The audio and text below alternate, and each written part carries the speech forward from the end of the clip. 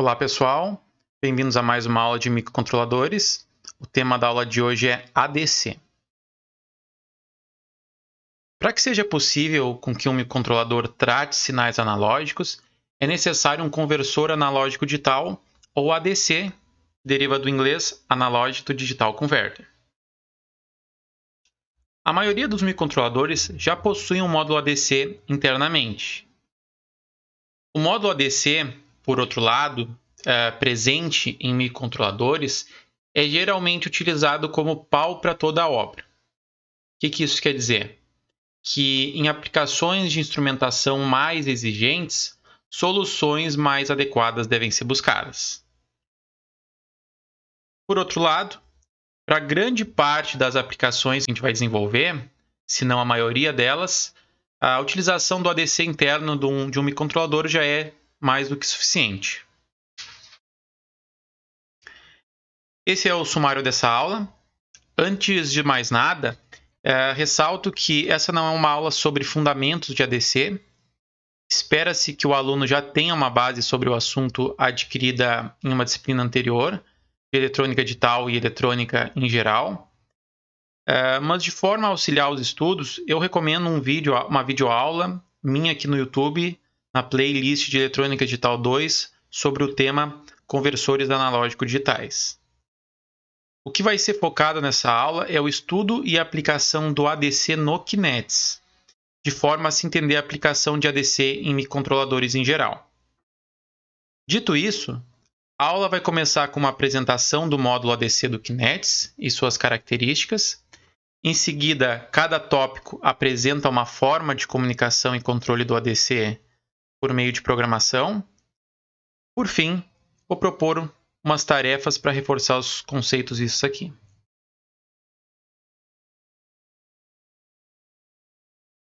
Começando então com o ADC do Kinets.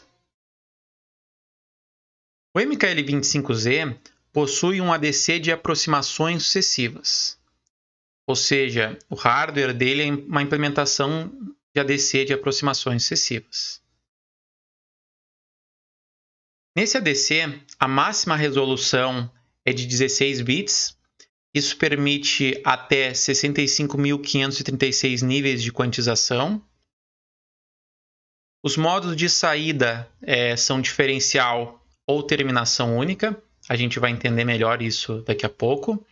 No modo diferencial, a gente consegue configurar a saída como sendo 16, 13, 11 ou 9 bits, enquanto na terminação única pode ser 16, 12, 10 ou 8. No modo de saída diferencial, o valor lido do sinal analógico vai ser interpretado numa faixa negativa e positiva. Dessa forma, o formato de saída dessa conversão é um valor em complemento de 2 e 16 bits com sinal estendido para representar o bit de sinal. A saída sem sinal, justificada à direita, é obtida quando a gente utiliza o modo de terminação única, ou seja, é um valor inteiro sem sinal. O modo de conversão é única ou contínua. No modo de conversão única, o ADC ele realiza apenas uma conversão. Então, é disparado um sinal para o ADC para ele realizar uma conversão e ele só vai realizar uma nova conversão quando for pedido. No modo de conversão contínua, é feito apenas um pedido de conversão e o ADC vai realizar uma conversão após a outra.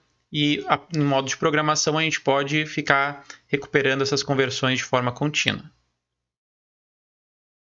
Existem diversas fontes de gatilho de início de conversão. Então, nós podemos utilizar tanto uma função por meio de software, como pedir para um hardware iniciar uma conversão, outro hardware, como um hardware de temporização, por exemplo. E ele também permite interrupção por fim de conversão, ou seja, após uma conversão, o módulo ADC pode gerar uma interrupção e esse valor pode ser recuperado por meio de uma ISR específica do ADC.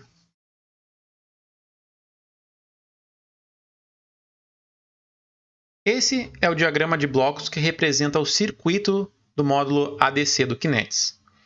É importante ressaltar, até como fim de motivação para vocês, que embora esse hardware seja de certa forma de difícil compreensão no primeiro momento, após entender ele, o mesmo pode ser aplicado em diversos outros modelos do Kinetics. Até onde eu sei, pelo menos, quase todos, se não todos os modelos da linha Kinetics usam esse mesmo ADC. Desde os modelos mais simples até os que possuem interface wireless, DSP. Ou seja, o conhecimento adquirido aqui é transferível para diversas tecnologias de aplicação. Aqui, o coração do ADC é o SAR, que é o registrador de aproximações sucessivas, ou do inglês Successive Approximation Register. É nele que o valor binário convertido da tensão analógica é criado. Os valores do SAR são atualizados ou aproximados do valor real a cada interação por um circuito sequencial. Quando o SAR tem um valor binário suficientemente aproximado do valor de tensão analógica, a iteração termina e o valor no SAR pode ser repassado para o restante do ADC. A frequência de atualização do SAR e de trabalho do bloco de controle é determinado por uma fonte de clock.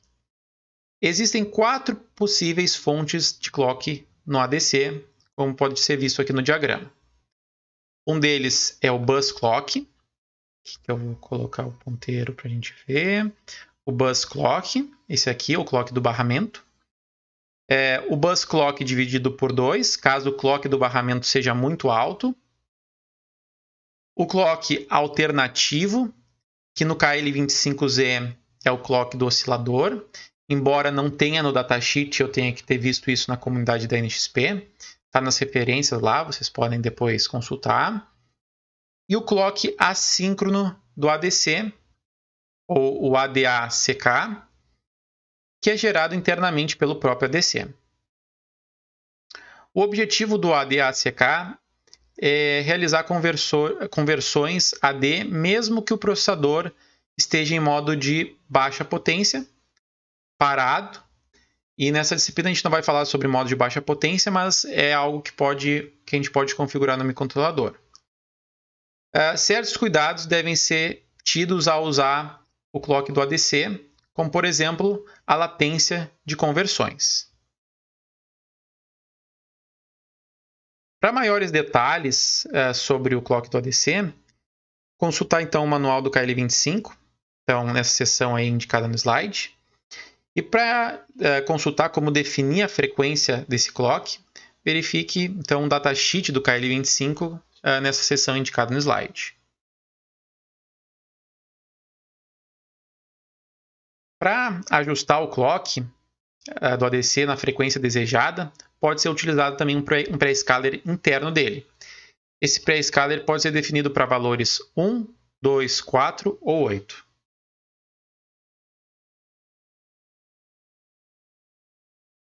Aqui se tem a tensão de referência do ADC, ou seja, o que ele espera como sendo a máxima e mínima tensão do sinal de entrada, sendo definido pelas tensões aqui, ou pela diferença de potencial entre VREF-SL e VREF-SH.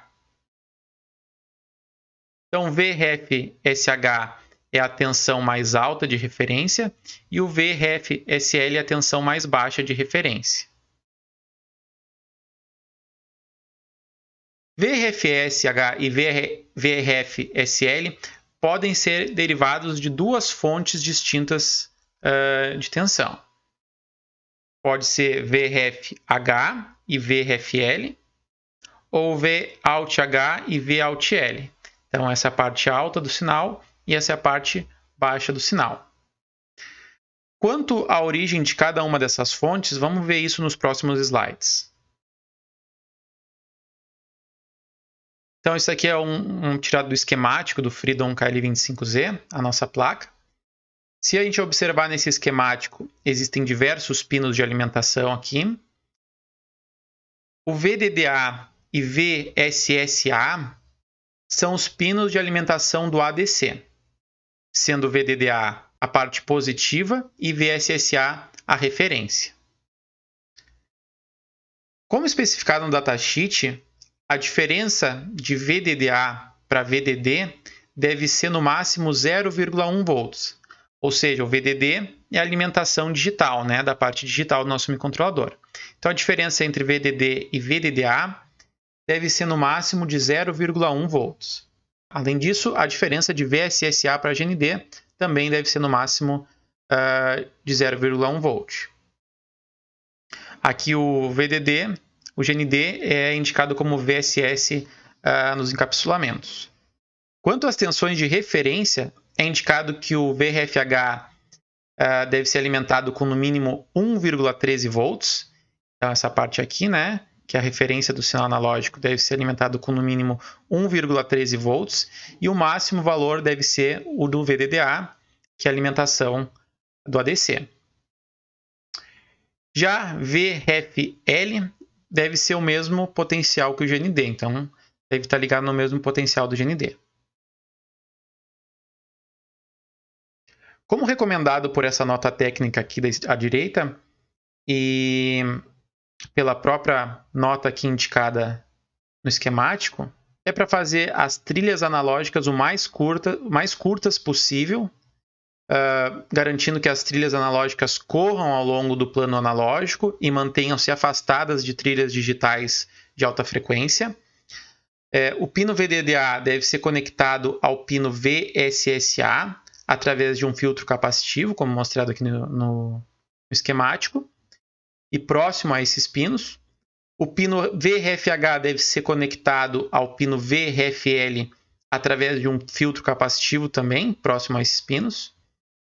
E é importante salientar que em alguns microcontroladores Kinects, a alimentação VDDA é conectada internamente no pino VDD, assim como a VSSA é conectada internamente ao pino VSS, que é o GND do chip. Também, em alguns encapsulamentos, VRFH pode estar conectado internamente com VDDA e VRFL internamente com VSSA. Bom, o único lugar onde temos a informação do valor de que Vout, ou a tensão alternativa de referência do ADC, é VDDA, é nessa tabela.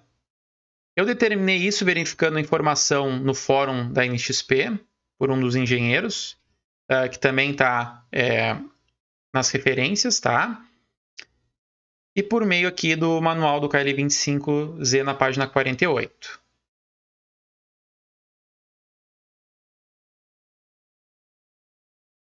O módulo contém dois modos de entrada de medição: terminação única, ou single-ended do inglês, quando se utiliza apenas um pino para medir o sinal analógico dos pinos.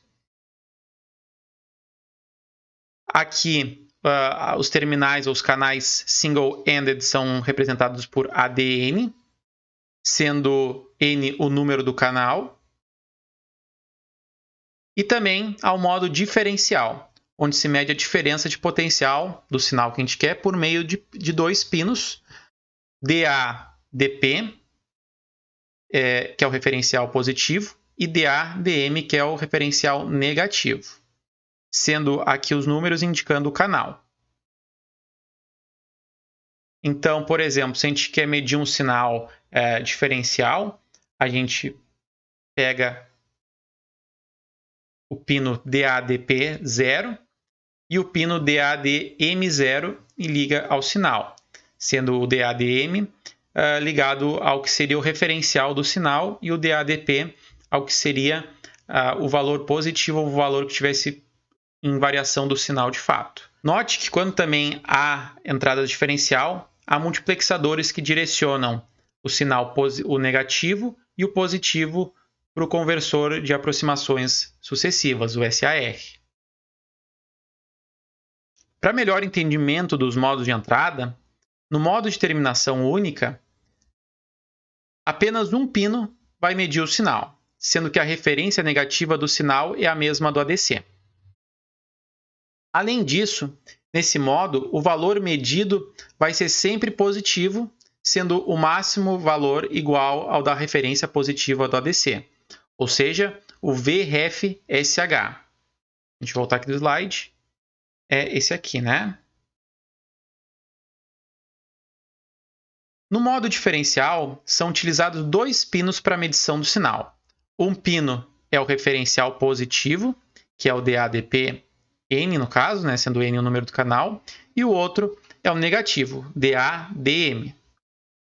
Pense, nesse caso, como em um multímetro.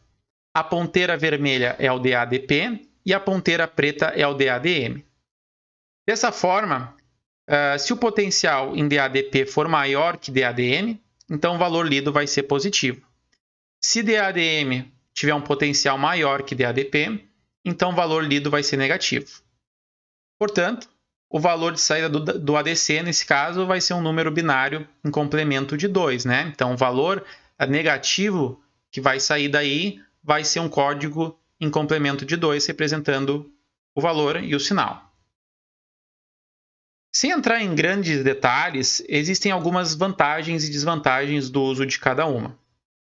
Na entrada única, utiliza-se menos pinos do microcontrolador, isso daí é claro. Porém, no modo diferencial, a medição de ruídos externos podem ser minimizados devido à propriedade de eliminação do ruído em modo comum presente nos terminais de medição diferencial.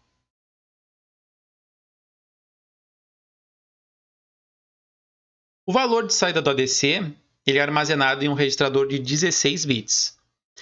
Nesse slide são apresentados os formatos dos valores convertidos de acordo com o modo de entrada e quantidade de bits definida. Aqui nós vemos que D é o valor do dígito de fato, né? Então é o bit do dígito do código do sinal convertido, e esse é o bit que representa o sinal. Além disso, também tem 0, que é colocado no modo de saída única. Então, os bits mais à esquerda, mais significativos, são completados com 0. A taxa de amostragem da maioria dos ADC é independente de quantos bits ele vai retornar de fato. O número de bits retornados por um ADC é uma função do hardware propriamente dele. Então, basicamente, um ADC 16 bits vai retornar sempre 16 bits. Se não estiver utilizando alguns bits, ainda ele vai retornar 16 bits. No entanto, você pode executar o ADC mais rápido ao custo de aumentar o ruído. E o ruído ele é aumentado ao se diminuir a resolução em bits, ou seja, apenas uma quantidade X de bits menos significativos são considerados. Então, como eu disse, no modo de saída única, por exemplo, os bits mais significativos do sinal são completados com 0. E só os bits menos significativos ou justificados à direita, que são o valor de fato da conversão. Outra forma de aumentar ruído é aplicar menos tratamento ao sinal. Como a gente vai ver mais adiante, se pode aplicar uma média das amostras. Então, se criar várias amostras e fazer uma média, se aplicar filtros. Então, tudo isso aumenta a qualidade do sinal de forma que fique mais fiel à medição, né, à conversão. Por outro lado, ao aplicar isso daí, torna a conversão mais lenta. Bom, nesse último caso, se a gente não aplica menos tratamento à conversão, os bits menos significativos podem conter a conversão do ruído. Por exemplo, os 2 bits menos significativos não vão estar com o valor correto porque vai ser um ruído, por exemplo. Já que estamos falando em número de bits, vamos dar uma olhada no datasheet do KL25Z e ver alguns impactos do número de bits em métodos de conversão. Na página 30 do datasheet do Kinetics KL25, na tabela 26, são apresentadas algumas características do ADC, considerando o VRFH igual ao VDDA e o VRFL igual a VSSA. Aqui, então, eu vou falar algumas só dessas características, só para a gente entender o impacto do número de bits e de alguns métodos de tratamento do sinal. Então, aqui o erro de fundo de escala. Se a gente estiver utilizando o modo de 12 bits, então apenas 12 bits desse 16 são valor de conversão de fato, o restante é bit de sinal ou preenchido com zeros. Aqui indica que Se for o modo 12 bits, então, o valor típico de erro de fundo de escala é 4 LSB. Se a gente for clicar aqui nesse 4 aqui, nós vamos verificar que 1 LSB é a diferença de potencial entre a alimentação de referência dividido pelo número de níveis de quantização. Então, voltando aqui, sabendo disso, né, nível de quantização para 12 bits, a gente determina esse erro aqui. E esse erro é maior, né, esse erro de fundo de escala é maior com 12 bits, mas se a gente aumenta o número, né, de bits aqui que a gente está representando no sinal, o erro de fundo de escala diminui para 1.4. Outro parâmetro importante são os números efetivos de bits da conversão, que são conversão de fato, né? São o valor da conversão do sinal. Por exemplo, se a gente está usando 16 bits, os 16 bits para converter o sinal, e a gente está aplicando uma coisa específica que tem nesse módulo, que é realizar média das amostras, ele tem um hardware de média ali. Se a gente fizer 32 médias de amostras do sinal medido, e a gente quiser usar os 16 bits de fato da conversão, apenas 14.5 bits vão ser de fato bits válidos, né? O restante, os mais significativos, vão ser bit de sinal ou zero. Então, é a capacidade desse ADC de fornecer no máximo isso daí, 14.5 bits para representar o valor convertido. Isso utilizando 32 médias do sinal amostrado, do ponto do sinal amostrado, e utilizando o modo diferencial. Se a gente utilizar o modo diferencial, mas utilizar apenas 4 médias do ponto do sinal amostrado, o valor típico de bits válidos ali, né, são 13.8 como números efetivos. No modo de terminação única, esse número de bits efetivos diminui de 14.5 para 13.9 e de 13.8 para 13.1, utilizando, claro, né, equivalente utilizando uma média de 32 amostras e uma média de 4 amostras para esse de baixo aqui. Certo? Então, isso é só para a gente ter uma noção aqui dos impactos das escolhas aqui feitas no ADC. O valor de saída do ADC é armazenado em um registrador de 16 bits. Então, é um desses daqui que vai ser armazenado o resultado final da conversão, que pode ser recuperado por software. Ao selecionar um canal para conversão, nós definimos um grupo do canal. E eu já vou explicar o que é um grupo. E de acordo com esse grupo definido, o resultado vai ser armazenado em um desses registradores aqui, RA-ARN, onde N é um identificador aí de grupo. Esse diagrama aqui ele serve para diversas implementações do Kinetics, tá? De forma que no KL25Z em específico, ele possui apenas 2 grupos, que é o A e o B. Então, os registradores com os valores vão ser o RA e o RB aqui. Para entender essa questão de grupos, eu vou recorrer ao próximo slide. Como eu já havia comentado, o módulo ADC ele é bem complexo e diversas coisas fazem mais sentido para quem projetou do que para quem está utilizando o componente de fato. Então, verificando os pinos do ADC na ferramenta Config Pins do MCU Expresso, as entradas de terminação única são identificadas por um número. Então, se a gente for verificar aqui, SE é single-ended, de terminação única. Então, eles têm um número de identificação. Em alguns casos, eles têm também uma letra, tá? A ou B. Então, por exemplo, aqui é single-ended, canal 4A. Single-ended, canal 4B. Em alguns deles não tem esse A e B aí, só está um número. Enquanto as entradas diferenciais são identificadas apenas por número, tá? Não tem essa questão de A e B. Então, aqui, se a gente for verificar, se a gente for selecionar, por exemplo, o modo diferencial, então a gente coloca canal 0, vai ser em modo diferencial, a gente vai selecionar o canal 0 negativo diferencial e canal 0 positivo diferencial para fazer a medição do canal 0 do ADC no modo diferencial.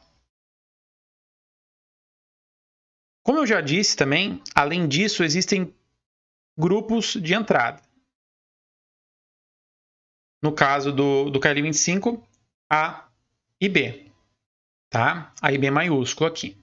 Então, notem que tem esses Azinho e Bzinho relacionados ao canal. Então, alguns canais single-ended têm, além do número, essa identificação de Azinho ou Bzinho. E também tem os grupos que é Azão e Bzão aqui, tá? Qual o fundamento disso? Já vai ver. Primeiro que a gente pode deixar diversos pinos de ADC sendo utilizados para medição. Contudo, apenas 2 vão estar de fato conectados ao ADC em um dado momento. E essa multiplexação ou redirecionamento do pino ao ADC é feito por software, através dos registradores SC1A, SC1B e SIC-FG2. Note também que o ADC não vai medir as entradas A e B ao mesmo tempo, então a gente vai conseguir direcionar 2 canais aqui para o grupo B e para o grupo A, e vai ficar conectado diretamente ao conversor AD aqui. Mas o AD não vai medir as entradas ao mesmo tempo, porque ele só possui um registrador de aproximações sucessivas. Por outro lado, essa configuração tem a sua utilidade quando a gente quer que o ADC meça continuamente as 2 entradas. Dessa forma, ele vai realizar automaticamente a medição de um quando terminar a medição do outro, a conversão do outro. E esses resultados, vão ser armazenados nos registradores RA e RB.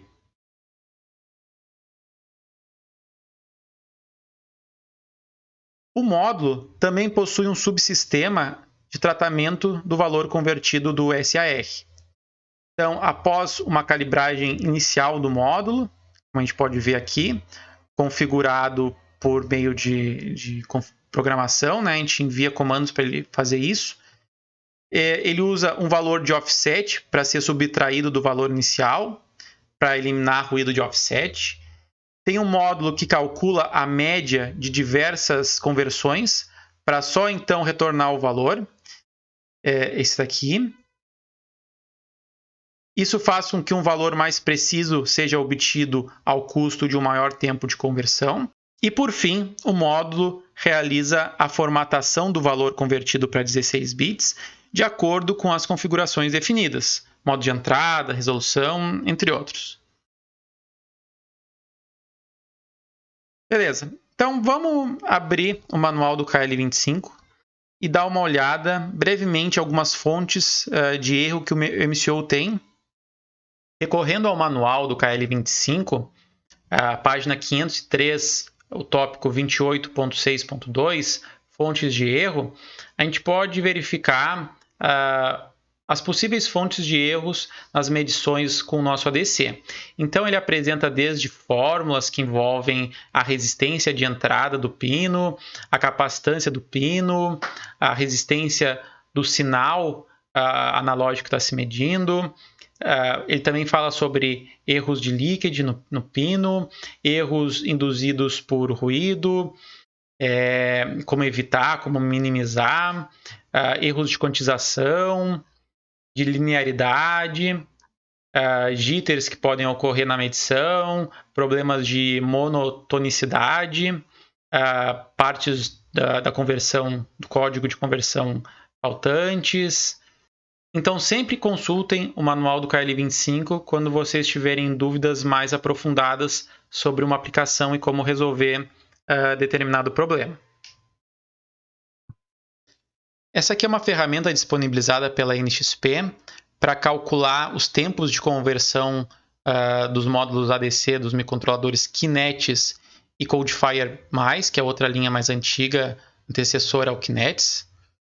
Então, aqui a gente configura os parâmetros que a gente configurou no microcontrolador e ele retorna o tempo da primeira conversão. o tempo das conversões subsequentes. Então, a primeira conversão sempre ela é mais lenta, mas se a gente colocar em modo contínuo, ele vai calcular mais rápido as outras conversões. Então, esse tempo de baixo é menor que o do de cima. E o número de amostras por segundo aqui. Então, aqui no baixo é 260.869 amostras. Aqui em cima o tempo da primeira conversão é 4,29 vezes 10 na menos 6. Aqui embaixo é 3,83 vezes 10 na menos 6. Então, tudo isso aqui é afetado por esses parâmetros. Aqui está o clock do barramento. Então, para ser realista com o nosso microcontrolador é 24, né? Então, notem que quando a gente sempre modifica e aperta Enter, ele atualiza aqui. Depois, o clock do ADC. Então, supondo que a gente está usando o clock do barramento dividido por 2, é 12, né? Então, ele atualiza. O modo de conversão, quantos bits? 8, 10, 12 ou 16. E isso está atrelado ao modo diferencial ou único que a gente determina aqui. Então, no modo diferencial, o tempo vai ser sempre maior de conversão, porque requer 2 entradas, o tratamento é maior. Se nós formos ver aqui, ó, a valor é maior de conversão. Se a gente botar aqui no modo single-ended, diminui o tempo de conversão. Aqui o número de médias que a gente vai colocar através do hardware de média. Então, quanto maior, né, vai dar mais médias e vai aumentar o tempo de conversão bastante, né? Mas é óbvio que a gente vai ter também um valor mais preciso de conversão. Esses sample added times estão relacionados com esses dois conjuntos de bits, que vocês podem consultar no manual, mas tem a ver com a qualidade do sinal medido, né? Quanto menor menor a qualidade do sinal medido, mas mais rápido o tempo de conversão. Da mesma forma, esse ADHSC, se ele não está presente, o tempo de conversão também fica melhor. Se ele está presente, aumenta o tempo de conversão, porque ele também trata melhor a conversão lá. Aqui tem algumas instruções relacionadas a esses parâmetros, né, que ele deixa para a gente, explica o que são, o que cada um afeta, né? Então, isso pode ser observado aqui. Agora a gente vai colocar a mão no ADC de fato por meio de programação, começando com o modo de conversão única do ADC. Então, na utilização do ADC no modo de conversão única, a gente configura o módulo para retornar a leitura atual do valor analógico por meio de registradores. Após a leitura, o módulo não faz nenhuma conversão, até outro pedido ser feito por software novamente, e a gente vai ver como isso é feito analisando dois projetos, o ADC Único Aula e o ADC Joystick Aula. Começando então com o projeto ADC Único Aula, vamos começar a entender esse firmware partindo da função main. Então aqui normal, né? Declaração das variáveis, inicialização das configurações da placa. Primeira coisa então é um printf do nome do projeto. Em seguida, a gente faz aquela receitinha de bolo quando a gente utiliza a SDK do Kinetics. A gente vai usar uma variável de configuração do AD, que é esse adc16 config struct, que é desse tipo aqui, adc16 config t. E a gente vai passar para essa variável de configuração alguns valores padrões através da função getDefaultConfig do adc16. Daí, ele passa alguns valores padrões aqui por essa função, né? Por exemplo, o valor de tensão de referência, a gente vai pegar do VREF e não do VOUT. A fonte do clock é o clock assíncrono do ADC. Habilita a clock assíncrono. Divisor de clock é 8.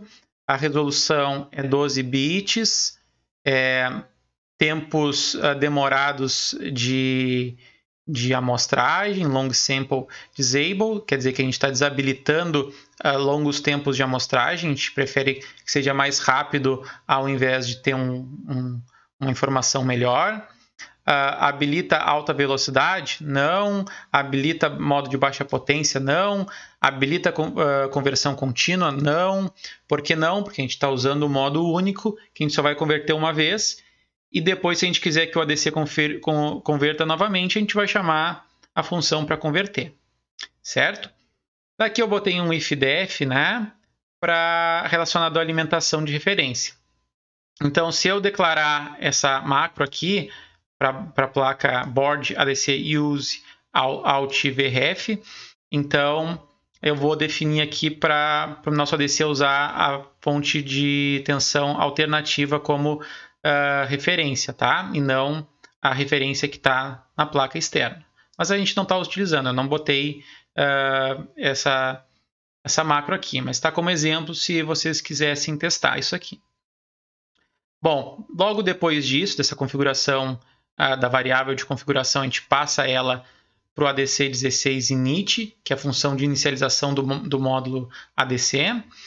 Então, notem que o nome é ADC16 porque é o nome padrão, porque tem 16 bits, né? O máximo de resolução. Então, a gente está passando o módulo, ele só tem um módulo ADC, então é ADC0. A variável de configuração, né? Então, a gente está passando por referência. E depois tem outra função que a gente tem que chamar, que é muito importante, que é a habilitação do gatilho de hardware, ou seja, o que habilita o início de conversão seria um hardware externo, né? Mas não é isso, a gente quer habilitar por software, a gente quer chamar uma função que habilite a conversão. Então a gente coloca false aqui como parâmetro dessa função aqui. Em seguida, a gente vai fazer a calibragem, ou a calibração aqui do ADC. Então, a gente chama essa função do auto calibration, e se der tudo certo, ele retorna sucesso e vai dar uma mensagem de calibração feita ok. Caso contrário, ele vai dar que falhou. E por que vai falhar? Tem diversos fatores envolvidos aí. Para maior entendimento, eu recomendo ver o manual do KL25Z, página 473, o bit CALF, C-A-L-F. Bom, depois da calibragem tá ok, é pedido para o usuário apertar Enter para pegar o valor do ADC, certo? Então, depois que o usuário apertar Enter, ele vai começar a pegar valores de conversão. Então, a primeira coisa que a gente tem que fazer é configurar uma variável agora de configuração do canal que a gente está utilizando do ADC. Então, essa variável é do tipo ADC16 channel config. Então, a gente vai vir aqui e ela tem alguns campos específicos. Por exemplo, qual o número do canal. A gente utilizou o canal 0, certo? Habilitar a interrupção após conversão. Não, aqui, por enquanto a gente não vai querer isso. E aqui eu criei duas macros. Uma macro que é Single End Mode, para a gente definir se a gente quer usar o modo terminação única ou diferencial. Bom, se a gente definir essa macro, a gente está usando o modo de terminação única, single-ended. Então, vai ficar false aqui. Se a gente se a gente comentar essa macro aqui, a gente vai estar habilitando o modo diferencial. E como é que eu consegui fazer isso ser automático? Pelo seguinte fato, que eu estou configurando o pino PTE20 e o pino PTE21 como os pinos de saída diferencial. Então, o PTE20 é o ADC0 positivo, né, do diferencial, e o PTE21 é o negativo. Mas se eu usar em modo único, né, o PTE20 ele também é usado como sendo o modo saída única, né, terminação única. Então, eu não preciso modificar no config pins, eu só configuro uma vez. Falar em config pins, vamos dar uma olhada aqui como é que foi feito. Então, aqui eu fui em ADC 0 e aqui eu selecionei o DM0, então terminal positivo diferencial, e o negativo diferencial e o positivo diferencial. Então, o positivo diferencial é o pino PTE20, que também é o ADC0 single-ended, canal 0, certo? E aqui o DM0 é o pino PTE21. Então eu configurei, se eu rotear dessa forma, eu posso depois no meu software fazer o PTE21 ser tanto PTE20, perdão, ser tanto single-ended ou ser o negativo, o positivo do diferencial. Voltando aqui de novo, só para a gente ver mais alguns detalhes, né? Olha que ele também está roteado já os pinos relacionados à referência, né? O Alt-H e o Alt-L já estão roteados para o VDDA e VSSA, certo? E o VRF e o VRFL estão roteados nos pinos 18 e pino 19, tá? Então, só para a gente entender. Agora, voltando aqui, de novo para o nosso código, continuando o entendimento. Depois de configurar a variável de configuração do canal, a gente pode utilizar ela para pedir para o ADC converter. Então, como é que está funcionando esse programa? Então, esse programa, o usuário ele vai ter que clicar um Enter aqui. Então, isso aqui manda dois caracteres aqui para o nosso microcontrolador do console por semi-hosting, né? Que a gente está fazendo esse exemplo. Daí, quando o usuário apertar Enter, é chamada a função setChannelConfig. Quando a gente chama isso no modo não contínuo, ou seja, conversão única, o que ele faz? Ele recebe a variável de configuração do canal e já faz a conversão relacionada àquele canal ali.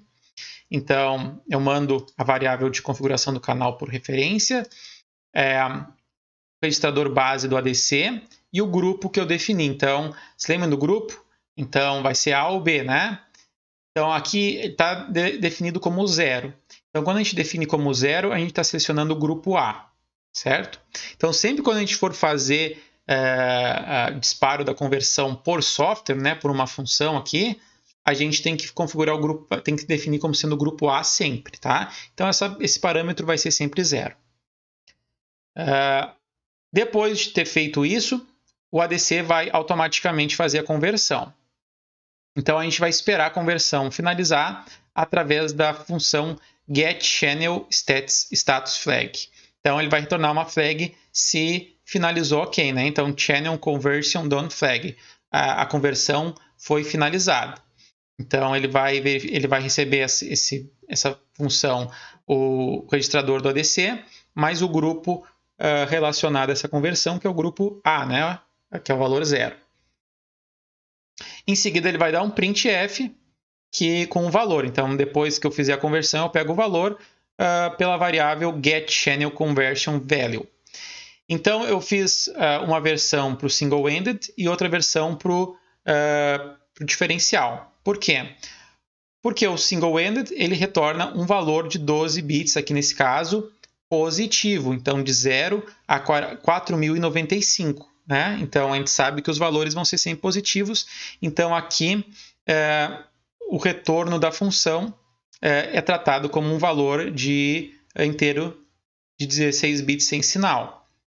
É o que retorna essa função aqui. Né? Se a gente for ver, é o int32t, ou seja, uma variável de 32 bits, está armazenado num valor maior de 32 bits, o de unsigned, sem sinal.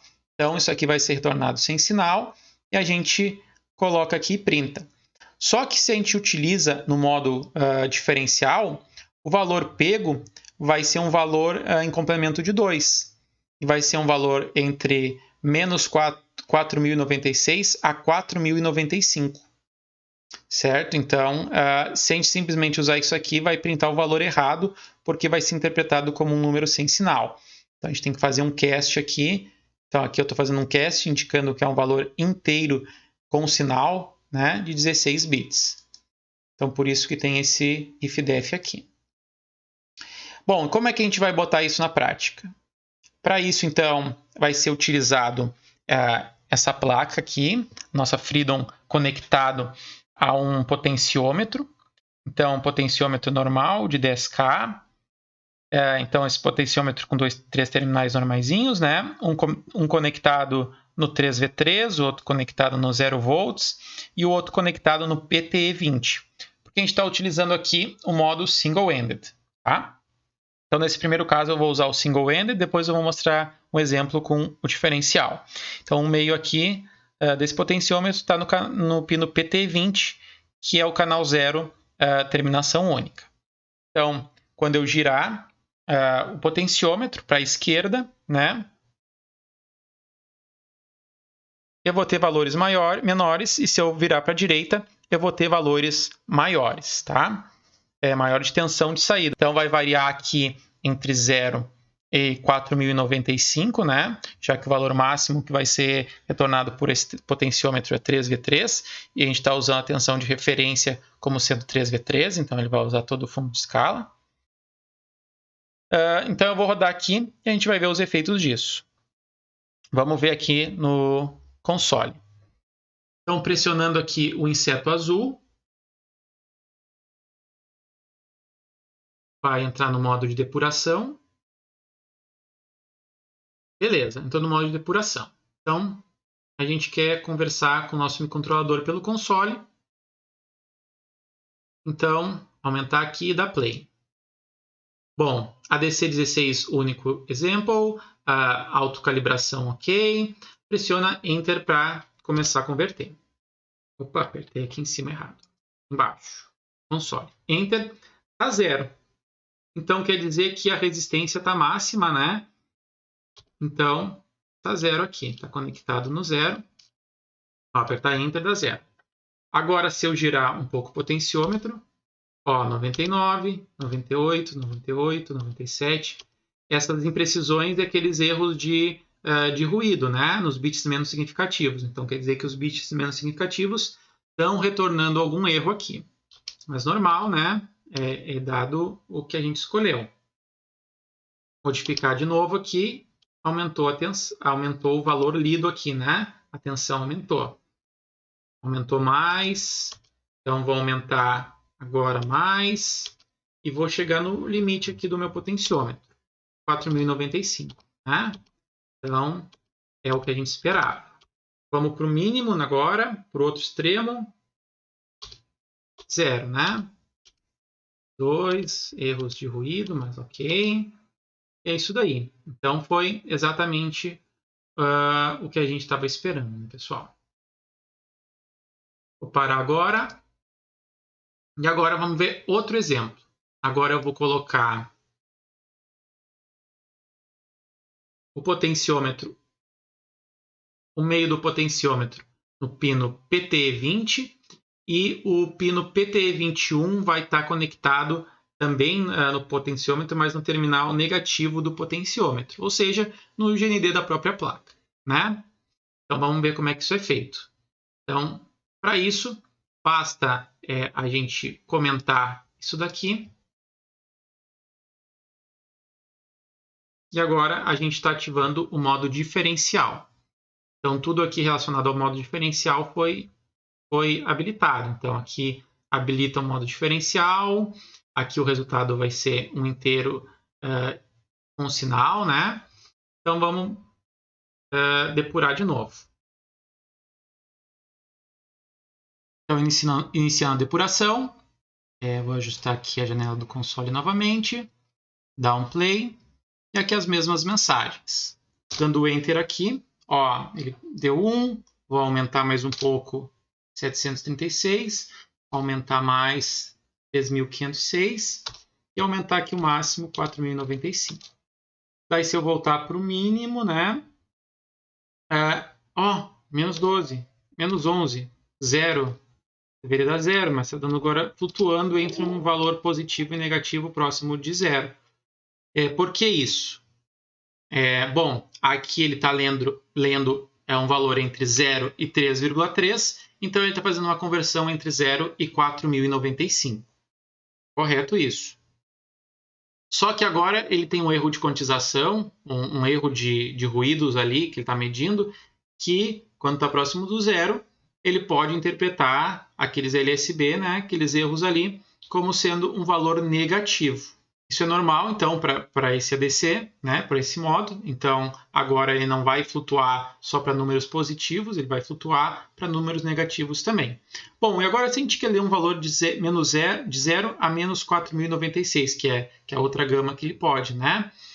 Como é que a gente faz? A gente muda o referencial. Então, o referencial dele, né, se a gente for para o código principal aqui, que é o negativo, né, do diferencial, se a gente tirar do GND e colocar no 3V3, que vai acontecer é que a gente mudou o referencial agora, então o sinal medido, o referencial vai ser maior do que o meu sinal medido. Isso vai fazer com que valores negativos sejam lidos, né? Então, se a gente apertar Enter aqui de novo, ó, deu menos 4.095, menos 4.096, né? E se a gente agora aumentar de novo o potenciômetro, ele vai ficar lendo valores negativos até chegar ao valor 0, né? Onde ele vai dar possivelmente alguma flutuada devido aos erros de conversão aqui. Certo? Bom, esse é o básico de conversão única, né? Modo de conversão única. Por quê? Porque a gente vai ler só uma vez, né? A gente vai mandar essa função setChannelConfig e vai esperar a leitura ficar pronta e vai ler. E depois ele só vai realizar uma conversão novamente quando eu chamar de novo setChannelConfig. Então esse é o modo de conversão única. Vou mostrar agora outro exemplo para vocês, que é utilizando joystick semelhante àqueles de PlayStation, de Xbox, de Nintendo Wii, Switch, e a GPIO, aqui é ADC joystick.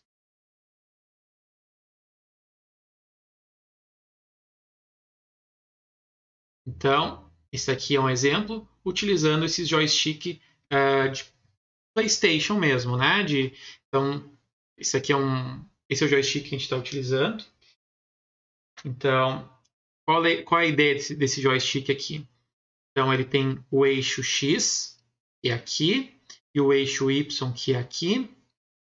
Então, aqui é o eixo X positivo e aqui é negativo. E aqui é o eixo Y positivo e negativo. E ele também tem um switch button. Se a gente apertar aqui, ele vai apertar esse switch aqui e vai mandar o sinal. E então tem alguns terminais aqui, que é alimentação positiva e negativa. Tem a tensão que sai do eixo X e do eixo Y e o do switch aqui. Então o eixo X e o Y, eles são dois potenciômetros, um potenciômetro do X e um potenciômetro do Y. Então, à medida que eu vou deslocando para o eixo X, eu vou variando a resistência no eixo X e a tensão do eixo X vai variando. À medida que eu vou variando o eixo Y, a resistência do eixo Y vai variando e vai variando a saída de tensão do eixo Y, né? Então, eu vou conectar isso aqui à placa e vamos medir, então, qual a ideia do código. A ideia desse código aqui, então, é utilizar o canal 4, então, do nosso ADC, só que utilizar aquelas letrinhas A e B que a gente tinha visto. Se lembram? Vou retomar essa imagem aqui, então, que mostra o caminho, né, os caminhos dos pinos ao ADC. Então, os pinos, além de serem canais, além de serem identificados com números, alguns são identificados com números e uma letrinha que pode ser A e B. Então, aqui a gente vai usar dois pinos que são indicados como 4, certo? Se a gente for ver aqui no config pins. Então, dois pinos são indicados como 4, só que um é 4A e o outro é 4B. E o que a gente vai fazer aqui? A gente vai pegar e vai multiplexar entre eles. Então, a gente só precisa criar uma variável de configuração do canal, que é do canal 4. Então, a gente disse que a gente está usando o canal 4, a gente não está usando interrupção. Aqui, nesse exemplo, a gente só vai usar o modo de terminação única, a gente não vai usar o modo diferencial. E aqui a gente vai fazer o seguinte, a gente vai chamar essa função setChannelMuxMode. Então, a gente vai variar entre o modo o Azinho, né, e o Bzinho. Então, se a gente quer o 4A, a gente coloca ChannelMuxA. Se a gente quer o 4B, a gente bota ChannelMuxB. E daí, como é que funciona isso aqui? O 4A vai estar conectado, o pino 4A vai estar conectado na tensão do eixo X, daquele nosso joystick, e o 4B, o pino do 4B vai estar conectado no eixo Y do nosso joystick.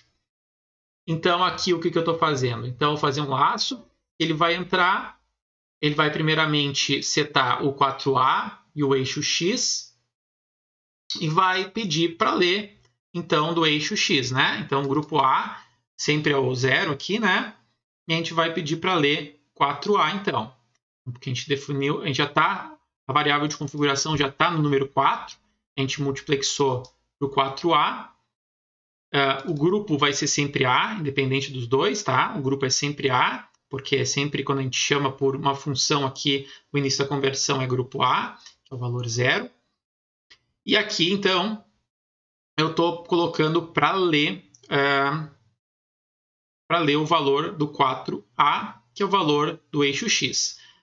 Feito isso, eu vou esperar terminar a conversão e vou dar um printf, que é valor do ADC valor X, que é o eixo X, né? Então, eu vou botar aqui axis, né? Que é o caractere X, para indicar que é o X aqui no print, né? Aqui. E o valor convertido do eixo X. Em seguida, o que eu vou fazer? Eu vou setar aqui a conversão para ser agora o 4B, né? Então, eu direcionei o mux para o B. E agora eu botei a variável x como y. E ele vai, de novo, pedir para ler do ADC, esperar a conversão e vai printar. Só que aqui, esse print aqui vai ser relacionado ao y agora, né? Então, ele vai fazer a conversão do pino 4B e aqui ele vai printar o caractere y, certo? Então, é isso que ele vai fazer e vai fazer periodicamente dentro desse while true aqui. Aí ele vai esperar 300 milissegundos, vai retornar e vai ler de novo o eixo X, vai imprimir o valor do eixo X, vai mudar para o pino do eixo Y, vai imprimir o valor do eixo Y e assim por diante, né? E assim vai se repetindo, sai daqui e retoma esse ciclo. Vamos dar uma olhada então como isso funciona por software. Rodando aqui, uma depuração. Aqui então ele vai, não vou precisar mais apertar que nem no exemplo anterior, ele vai automaticamente mostrando. Eu vou dar play e ele está mostrando, né? Então o valor do x e do y. Então ele vai dar um valor 4.090, aproximadamente 4.095 dividido por 2, né? Para cada um. Então eu não estou movendo o joystick, ele está no ponto neutro ali. Agora eu vou pegar o eixo X e botar para a direita. Botando para a direita o eixo X, o que vai acontecer? Vai aumentar ali o valor para aproximadamente 4.095 e deixando no ponto de descanso 2.000 e pouco. Agora, botando o X parte negativa, ele vai ficar próximo de zero. E notem que o eixo Y basicamente não muda ali, né? Agora o eixo Y vamos botar para cima, ele vai estar aproximadamente zero. Se eu botar o eixo Y agora para baixo, ele vai estar aproximadamente 4.095. Agora, se eu pegar e modificar os dois, né? Agora eu estou deixando assim, nessa posição, o X está 4.095 e o eixo Y está aproximadamente zero. Posso modificar, ó, como vai modificando, de acordo com o que aparece ali, certo? Então, é assim que um joystick funciona, né? E é assim que os videogames, por exemplo, ou outros simuladores funcionam quando a gente utiliza joysticks. Agora vai ser apresentado o outro modo de conversão do ADC, que é o modo de conversão contínua. Diferente do modo de conversão única, que a gente envia uma função e ele converte só uma vez, quando a gente utiliza o ADC no modo de conversão contínua, a gente configura o módulo ADC para iniciar uma conversão após o término da conversão anterior. Então, a gente só envia uma função para ele, converte ADC. E ele vai converter, terminou a conversão, ele já vai começar a converter a próxima, terminou a conversão da próxima, já vai começar a próxima e assim por diante, até a gente indicar para ele parar de converter. Vamos ver como isso é feito analisando o projeto ADC Continual. Então, esse aqui é o projeto. É muito semelhante ao projeto anterior do ADC único. A única diferença é que agora eu não coloquei a opção do modo diferencial. só vai usar single-ended, canal ADC 0, single-ended 0, PT 20. Então aqui é muito semelhante ao começo. A diferença é que a gente coloca aqui para conversão contínua igual a true. Então quer dizer que a gente quer manter uma conversão mesmo depois de chamar a primeira conversão. Então a gente configura questões do canal, semelhante ao que a gente faz no modo único. E a gente chama aquela função setChannelConfig antes do super loop, porque a gente não precisa chamar ele mais de uma vez, a gente só chama uma vez e a conversão é feita automaticamente. Aqui no super loop, então, eu comentei aquele getChar, só para a gente ver, porque eu não vou esperar o usuário clicar. Então, ele vai, à medida que vai terminar a conversão anterior, ele já vai printar e vai voltar aqui. Se a conversão anterior já foi finalizada, ele vai para o printf de novo e assim por diante. Vamos ver como são os efeitos disso utilizando potenciômetro simples, né? Aquele potenciômetro de 10K. Então, iniciando a depuração. Aqui embaixo, console. E vou dar play. Dando play, ó, ele está super rápido, né? Então, ele terminou a conversão, já começa a próxima. Aqui variando o potenciômetro.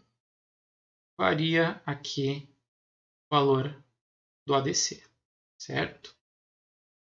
Então, esse é o modo contínuo de conversão. Nós também podemos fazer o ADC gerar uma interrupção após o fim de uma conversão. Então, em qualquer modo de conversão do ADC, a gente pode configurar ele para gerar uma interrupção após o término da conversão. Para entender como isso é feito, vamos analisar o projeto ADC Interrupt Aula. Então, esse é o projeto ADC Interrupt Aula. Começando aqui para o main, a gente já tem uma pequena diferença no começo, que é Enable IRC, que é habilitar a interrupção do ADC 0 pelo NVIC. Em seguida, nesse exemplo, a gente vai utilizar então o modo de conversão única. Então, a gente não quer contínuo. Vamos configurar as coisas normalmente aqui, como a gente tinha feito com conversão única. A diferença aqui também vai mudar. Enable Interrupt on Conversion Completed, a gente coloca em True, indicando que a gente quer que uma interrupção seja gerada pelo ADC no final da interrupção. O Super Loop vai funcionar da seguinte forma. Então, o usuário vai esperar o usuário apertar a tecla Enter. Em seguida, ele vai realizar pedido de conversão e vai esperar a conversão estar pronta por meio dessa flag aqui, que vai ser setada pela ISR de conversão do ADC. Então, quando o ISR tiver sido chamado e salvou o valor da conversão, ele vai setar essa flag aqui. Em seguida, é dado um printf do valor da conversão, setada nessa variável pela ISR, e aqui um contador de interrupções também setada pela ISR. Bom, onde é que está a ISR? Está aqui em cima. ADC0 IRC Handler. Então, quando ela for chamada, ela já vai setar a flag de conversão, ela vai salvar o valor lido do canal de conversão e vai incrementar o contador de interrupções, quantas interrupções foram chamadas. Vamos ver então isso aqui funcionando.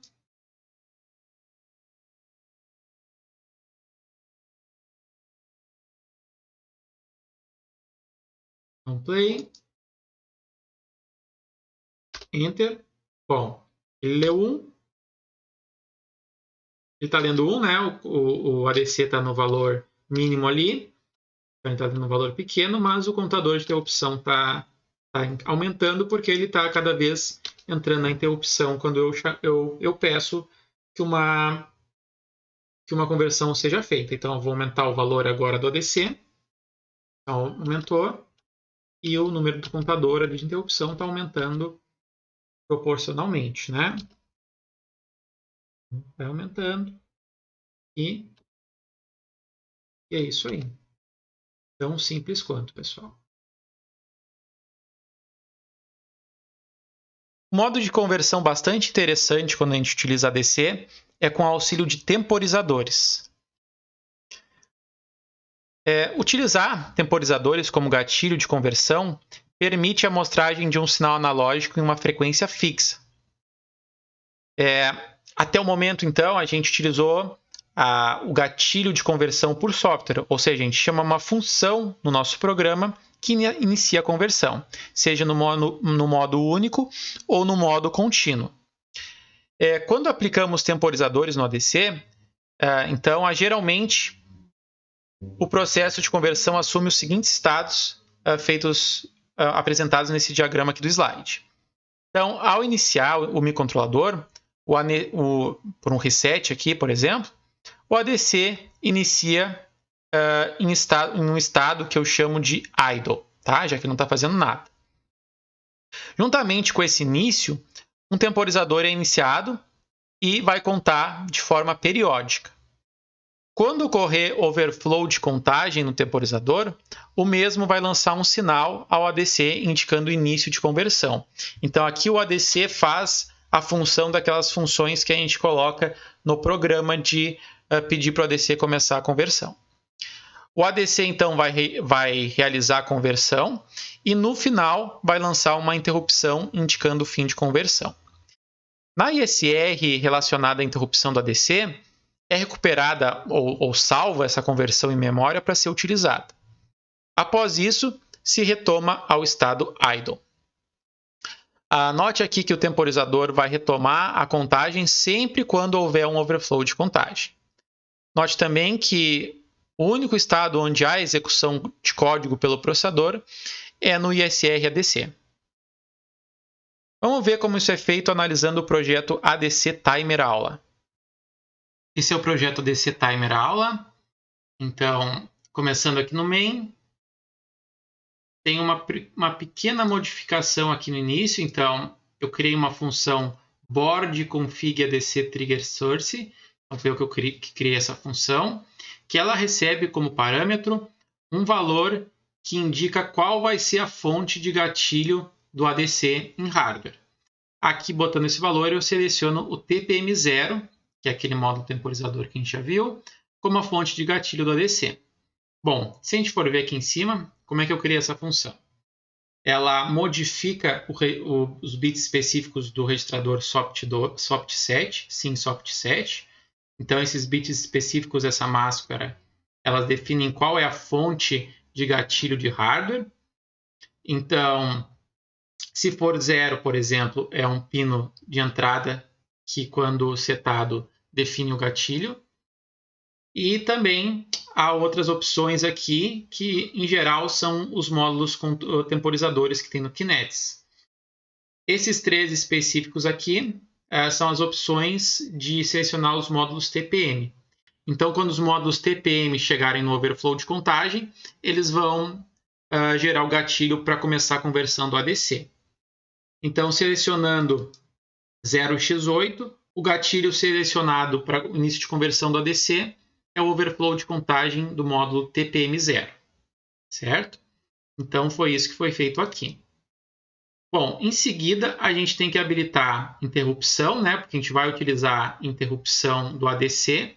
Então, no final o temporizador vai chamar, no final da conversão, o ADC vai chamar a sua ISR. Só assim a gente vai saber que passou o tempo para poder salvar o valor. Em seguida, a gente vai inicializar o módulo TPM0, como a gente já bem conhece, né? Aqui eu só chutei uns valores para a gente testar. Então, deixei o pré-scaler com 128, o fonte clock 1 aqui. O final da contagem é o máximo valor de 16 bits. E o tipo de interrupção que ele gera. Então, a gente tem que habilitar essa interrupção para poder ativar o ADC. Então, o ADC ele usa esse sinal de interrupção como fonte de gatilho. Então, a gente habilita Timer Overflow Interrupt Enable. Em seguida, a gente inicializa normalmente o ADC, módulo ADC. Aqui, essa função Enable Hardware Trigger, a gente finalmente vai botar True, né? Dizendo que a gente agora quer habilitar o disparo por hardware, por gatilho sendo um hardware do microcontrolador. Calibração normal. O canal aqui normal, a gente vai estar usando o single-ended. Habilitar interrupção final de conversão, sim, para chamar a ISR da DC. Modo diferencial não queremos. E grupo, a gente pode ser o A, mas poderia ser o grupo B aqui nesse caso, já que o gatilho é por hardware, tá? Então, nesse caso, a gente pode usar tanto o grupo A como o grupo B, ou seja, tanto o valor 0 quanto o valor 1. E depois de tudo inicializado, a gente inicializa o temporizador para inicializar a contagem. Aqui dentro do while true, é semelhante ao exemplo de interrupção. A única diferença é que a gente não chama nenhuma função aqui do ADC, porque a gente não precisa fazer isso. Isso é feito automaticamente pelo temporizador lá.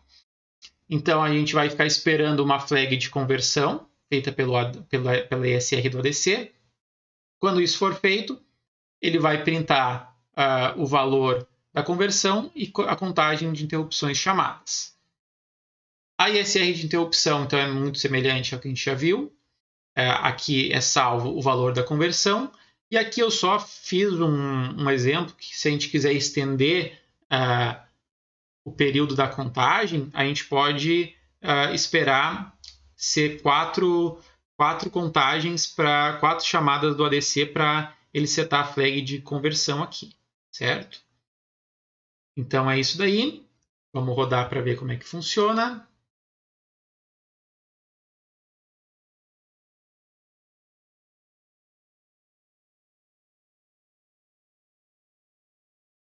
Dá play. E aqui ele está automaticamente fazendo de tempos em tempos, de acordo com o período que eu coloquei ele no temporizador, né? Eu vou ajustando aqui. Agora a gente não vai ficar aquela conversão desesperada do modo contínuo, né? E a gente define o tempo que a gente quiser, o período de amostragem aqui e de conversão, né? Vou finalizar aqui a apresentação do nosso módulo ADC, mostrando como a gente utilizar agora os dois canais, os dois grupos, né, A e B, que ele tem. Então, como a gente já viu, o Kinetics possui 2 grupos de entrada, A e B. Então, não é preciso fazer multiplexação de canais para converter 2 canais em grupos diferentes. Se 2 conversões simultâneas forem requisitadas pelo ADC, então, no grupo A e no grupo B, uma vai ser executada assim que a outra finalizar. O grupo A é usado para disparos de software, então, quando a gente quiser fazer conversões onde a gente tem que chamar uma função para iniciar a conversão, a gente tem que utilizar o grupo A. E o grupo B é usado para disparos de hardware, por exemplo, temporizadores, né? Mas a gente pode usar o grupo A também para disparo de hardware. Mas para software é só o grupo A. Vamos ver como isso é feito analisando o projeto ADC Grupos Aula. Isso aqui então é o projeto ADC Grupos Aula. Então ele é basicamente uma mistura de tudo que a gente já viu agora. Então aqui no começo eu defini o grupo A e grupo B, 0 e 1. Eu defini 2 canais que eu estou chamando de A e B. Na verdade, o canal é o canal 0 single-ended e o canal B é o canal 4A single-ended. Notem que quando a gente não define por multiplexação, se a gente está querendo 4A ou 4B, vai ser definido sempre a opção Azinho aqui. Então eu não estou chamando nenhuma função para definir como sendo A, tá? Então eu só defino como 4, ele já sabe que é o 4A. Então o canal A aqui, ele vai estar relacionado com o grupo A. Então é o disparo por software. Então é contínuo, disparo por software contínuo que eu estou definindo. Então eu só vou chamar uma vez para ele iniciar a conversão e ele vai fazer periodicamente isso. O canal B vai ser a conversão vai ser disparada por hardware, pelo temporizador. Então o valor salvo vai ser salvo aqui na ISR do ADC0. E esse daqui, o valor salvo do canal A, vai ser no super loop mesmo. Então aqui a gente tem que definir a fonte gatilho de hardware, né? fonte do gatilho de hardware, que vai ser o TPM0 novamente, como a gente já tinha feito no outro exemplo. Habilitar a interrupção pelo ADC0, inicializar o temporizador, inicializar o módulo ADC, habilitar a conversão contínua, calibração normal. Aqui no ADC16, então aqui na opção habilitar a primeira parte, não habilitar o disparo por hardware, por software, né? E daí configurar a estrutura do canal como sendo o canal A, né? Que é o 0. Fim de conversão falso, né? A gente não quer nenhuma interrupção, já que é o modo contínuo. Não habilita modo diferencial e seta o canal do ADC com essas configurações, sendo o grupo A. Em seguida, eu habilito o gatilho de interrupção por hardware, o gatilho de início de conversão, desculpa.